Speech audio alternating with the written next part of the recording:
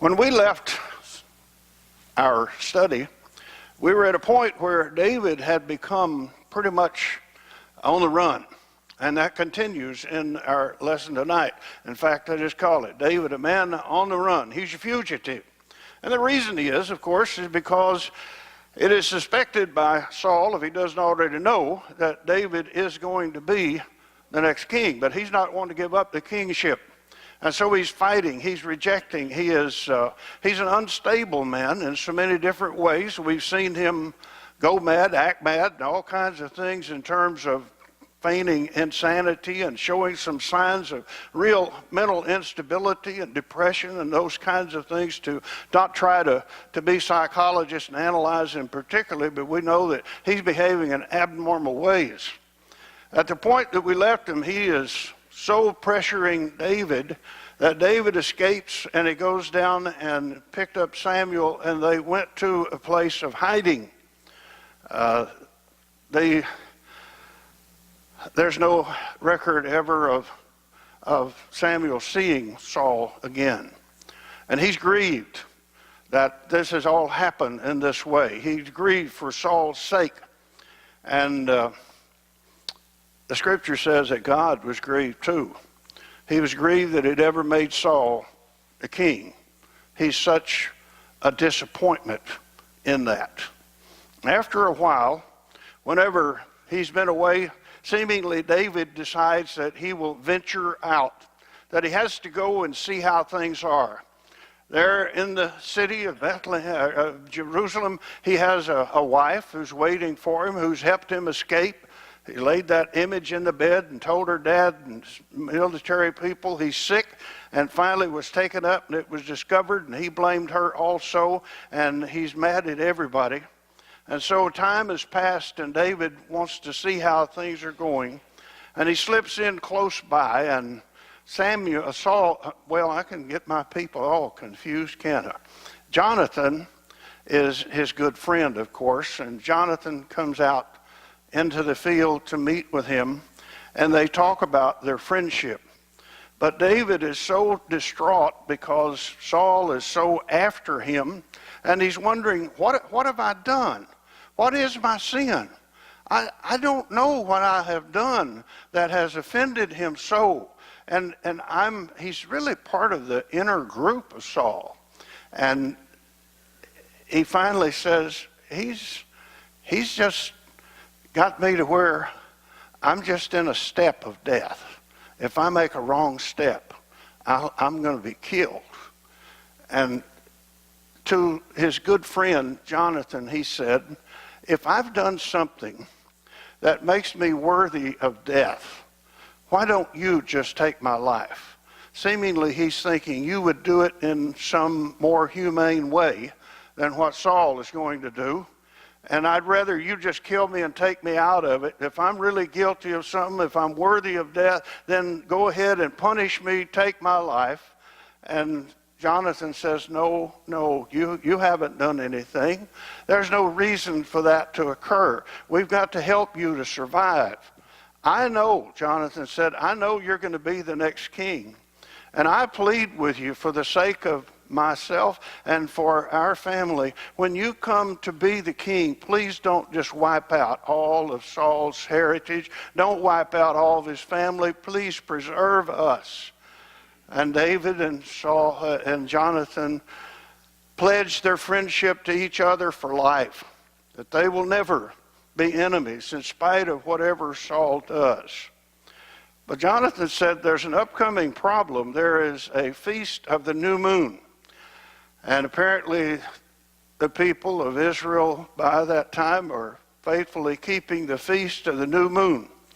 And it may have been a time, the commentaries say, when Saul would use the opportunity to bring in his people who might be out in the field, his, as it were, his cabinet and closest confidants. And while they're there in Jerusalem for the feast of the new moon, they would have a meeting, a meal, a dinner, probably at his place. And Jonathan said, tomorrow is going to be the new moon, and your place is going to be empty. You're in exile, and it's going to be obvious to the king that you're not there. And he said, now, the next day and the next day, it's going to be worse and worse. And so this is going to be a real problem. And so they make an agreement that he'll try to let David know just how things are going. And they make a sign and the agreement of shooting some arrows, and that'll indicate to him whether it's safe for him to come back. But before the arrow shooting happens, it becomes real obvious that actually Jonathan himself is not safe. Because the first day of the new moon, indeed, David is absent, his place is empty, but Saul seemingly didn't pay much attention to it. They'd had an agreement that if he mentioned it on the first day, Jonathan would say, well, he had some important business that he needed to attend back in his home in Bethlehem, and he's gone there to take care of important matters. Now, that's not the truth, but that's the story that they said they would tell. He didn't notice him so much then, but on the second day, he asked about him. And that story doesn't work. And there's a really, really ugly scene that's delicate even to talk about that occurs at that point in time. Because of all things, you would not expect a father to assign his son as though he were the offspring of a prostitute. I'm trying to be delicate. He accuses him of being born of an unworthy woman, and he questions and puts in all kind of question Jonathan's mother's reputation. You follow me? And of all things for a dad to do, he's that desperate, and he got so mad that he even threw a spear at his own son, trying to kill Jonathan. At that point, Jonathan knew this is serious, like David thought. And so he goes out into the field as they had agreed with his lad, and he shot 3 arrows. And the agreement was, if I tell the lad when he goes to get the arrows that he should look further, then you need to escape. If they say that they're on this side of you, then it'll be okay for you to come in. He shot the arrows, and as the lad went farther, he said, they're further, go beyond. And David knew that he would have to leave. Jonathan sent the lad back to town with the arrows, and then those 2 men had their final, really close farewell at that point, at least in this separation that's occurring. And they pledged anew their faithfulness to each other as friends, and they fell on each other and hugging and embracing, and then David parted. Jonathan went back to take his chances with his wild dad. David and those who were with him now went down to Nod, where Samuel is, and there's Samuel's in another spot yet, but there is a priest named Ahimelech who is there. In fact, there are 85 priests at this place called Nod. It's about a mile or 2 to the northeast of Jerusalem. And it's a place where, in fact, by this time, the Ark of the Covenant may have been moved up there. So it's not the temple, but it's a place of worship and where they conduct the worship of the Lord on a daily basis. By the time David and his cohorts get to that place, they are famished. They are very, very hungry. And so they come in, and he approaches Ahimelech with a story. Ahimelech says, what are you doing here, and where'd you come from, and what brings you? And David, as far as I can tell, he just told a lie. And he said, I'm here on important business for the king. The king's business was so pressing that I had to leave in such a hurry. And you may say, well, I can figure out he's saying it's related to the king. And in fact, I did have to go on the lamb as quickly and as fast as I could. But he said, I didn't have time to get any food, and we're so hungry. Is there anything here to eat? And Ahimelech said, well, all we've got is the holy bread that is taken in connection with worship to God, and only the priests are supposed to take that.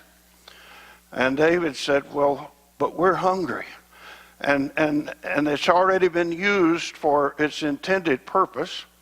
They would the next day bake new bread and put it out, but this was something that was deserving, was to be taken only by the priest. David didn't qualify, and his men certainly didn't. And Ahimelech decided, apparently, to waive a little bit of the law. And he said, only the priests are supposed to take it, and they have to be clean. They have to be ceremonially clean. They cannot have been with their wives in the last days in order. And David said, you got no problem there. We haven't seen a woman. I'm paraphrasing, but there's no women can keep up with us at the rate that we're having to run and flee. So my men are definitely qualified on that standard, and the bottom line is they partook for food of the holy bread. And that's referred to by Jesus in the book of Mark, that it was an incident that did occur. And when they had eaten, then David said to Ahimelech, we also were in such a rush that we brought no weapons. Do you have here any weapons? And that sounds a little bit odd, and it definitely expresses the desperation of the situation that you go to a holy place and you ask for weapons. Do you have any weapons? Maybe he knew of one, because Ahimelech said, the only thing we've got here is the sword that was captured when you killed Goliath. It's all wrapped up in a towel, so to speak, and a wrapping, and we have it here. And David said, I'll take it. Who would have thought that back there one day, many days before, when he'd killed the great giant, that someday David himself would have that sword, that he had to be worried about taking his life that day, and it would be the only physical defense that he would have. But they left there and went on to Gath, to King Ahish, I think is how you'd pronounce his name. And there they intervened, and there were some successes with what they did. But the people who were with Ahish, his soldiers, knew of David's reputation. And so, let me mention an individual before they left. Whenever he took the sword, there happened to be an Edomite who was there in attendance. His name, I'm not sure on the pronunciation for him, it's spelled D-O-E-G, Doeg, I suppose.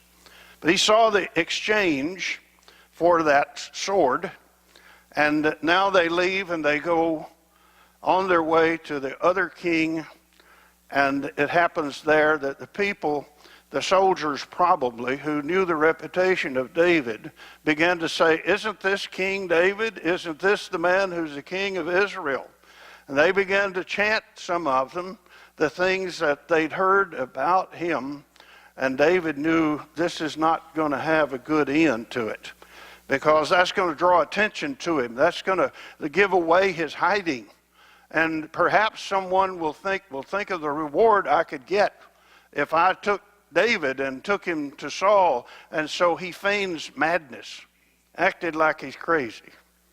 And finally they decided, well, he couldn't be in any danger. Look what a babbling idiot he is. And he was able to get away that way. And he moved on. He went to the cave of Adullam. And Adullam, I believe it is. And there he seeks refuge, but not for himself. He's got about 400 people who are traveling with him now. If you can imagine the burden that there is of having the responsibility of that many people. You're not armed, you haven't any provision, you're on the run, And you've got all these people whose lives are kind of in your hands, so to speak, but you don't have any means of protecting them. And so he went and he asked for asylum for his mom and his dad. Who would have thought they were along? But by now he's got his parents, and he goes there.